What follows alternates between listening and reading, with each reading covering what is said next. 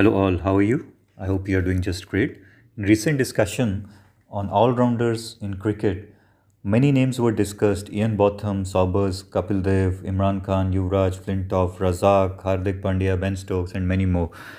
One of the names I thought was prominently missing and perhaps the least mentioned, not only in that discussion but in general, was of Jacques Kallis. He happens to be one of my favorite all rounders, and I believe that he is one of the most underrated cricketers of all times, and that is specifically what we'll be discussing today. Once people said, can there be another Sachin? Today, many would argue we have Virat, though many will disagree as well. People then asked, another Wasim or Waqar? Today, we have quality of Bumrah, who might be tomorrow's great, though many will disagree, and many other bowlers as well. But can there be another Jacques Kallis? Really? I would dare say no. I know there will be critics as well, so let's bring to perspective the Kallis issue. Let's have a look at his stats first. If we look at his stats screen, you'll realize that he has scored almost 25,000 runs and taken more than 500 wickets. I'll not read all of the stats for the brevity of this video, so please have a look while I proceed with the rest of the discussion. So after seeing these stats, the only word that comes to my mind is phenomenal. Leave all other things. If these stats were of only a batsman or only a bowler, this person would still be in your team. Here you are getting two players combined in one. A little snap on the screen is from a telecast that happened. Just have a look at the stats at the time. That's unbelievable. Unbelievable. Since many say tests are a true measure, let's have a closer look at his test career to see if we can bring any more perspective to this. First five innings of 20-year-old Kallis were not a dream start, with average not in double digits. 2 years in, his seventh match, his first century came at MCG. Returns continued to be low. By the end of his first 20 tests, he was still less than 1,000 runs and average of less around 32. His bowling was keeping his place with 42 wickets at about 39 apiece after 25 tests.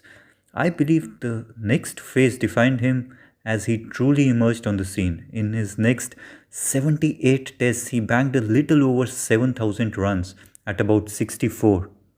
Wow, scoring 22 centuries. By the time he had reached 98 tests, his average was a massive 57 almost, with 24 hundreds. Wow, another phenomenal number. Additionally, he had captured nearly 200 test wickets at 31. Then there was a low point for Kallis until he hit two consecutive tons in his 108th test against Pakistan in Karachi in 2007. This was followed by 6 centuries in 11 matches. Then he struck a new distraction, which was the introduction of IPL in 2008. After IPL, there was another low patch for Kallis as he toiled hard for another 12 tests before he again took off. By the start of 2010, Kallis had shrugged off his run scoring kind of a low and found another gear. From tests 131 to 156 in 44 innings over an aggressively sustained period, he stroked and slaughtered another 14 centuries. That's phenomenal again. On 156 tests with 42 hundreds alongside, his ratio of hundreds every 3.5 tests or one every 6 innings. Please listen carefully. His ratio of 100 every 3.5 tests or one every 6 innings was more than even Sachin, Ponting, and Dravid. Wow, that says it all, doesn't it? All of this while taking close to 300 test wickets and 200 test catches to boot. There was again a low which culminated in Durban against India when he made one of the most classiest masterpieces that I believe, his 45th century, and proved his true class. In all of these, perhaps those initial tests, the six numbers, shaped the Kallis way, the way he played for the rest of his career. The removal of risk, the utter devotion to technique, and mental preparation assured calm and safe. Kallis played very stably, never losing his calm and remaining collected at all times, almost without emotions and robotic at times, of course, in a positive sense. He played by the book, simple stance, body side on, then a slight back foot and a tiny opening on the front foot to set his balance, while his hands positioned the bat at a controlled height matching the stump. This all, obviously, when you follow the textbook, will result in sure footwork, steady balance, and a smooth, fluent flow through the stroke. And he played late and, most importantly, never appeared to be hurried on in any sense whatsoever. However, in my opinion, he was always wrongly compared. He got compared with Ricky Ponting, Lara, Sachin, who were pure batsmen and they were a different category, a different class, which we call the impact players as well. What was forgotten that this was an all-rounder who should be compared in those ranks. Unfortunately, his not being an impact player, maintaining low profile, did not end up making him a favorite of the English and Australian media. And once you are not their favorite, you may not be highlighted to that extent anyway. His workload also included bowling, which was more than 3,000 overs in Test cricket and around 1,800 overs in ODIs. This helped South Africa play another batsman for all the time that he had been there. This also ensured that his companion bowlers could last longer, be it Alan Donald, be it Sean Pollock, be it anybody. For those who have played themselves can only understand the efforts required for both bowling and batting, and not only bowling as a spinner but as a fast bowler. For those who thought he was selfish or too slow, these people forget that if just by being selfish and slow these records could be made, then South Africa and the world would have produced so many Kallises every now and then. Yet it has never happened. If so, South Africa would not have been in such a situation that they are at the moment. For those who question him, they also need to look into his 101 in MCG in 1997. Shane Warne was dominating like everyone was piece of cards. It looked almost unimaginable that South Africa could deal with him. Here was Kallis with 101 to save South Africa. Equally forgotten would be his more than 3 hour long innings of only 36 in Mumbai, turning tracks 2000. Oh, his 200s in Cape Town in 2011 against India to save the series loss. In July 1998, between England and South Africa, a test match was being played at Old Trafford. Jacques Kallis scored his second century and took 4 wickets. England held on to a draw. In 2003, Kallis takes 9 wickets at Leeds in the match to win the test for South Africa. In 2004, Kallis scores his 18th Test 100 against England and drew the test. In 2010, January, in Cape Town Test, although England's resolve earned them a draw, in his first inning, Jacques Kallis hit his 33rd Test century. Finally, it is December 2013, Kallis scored 150 in his 45th Test century and South Africa beat India.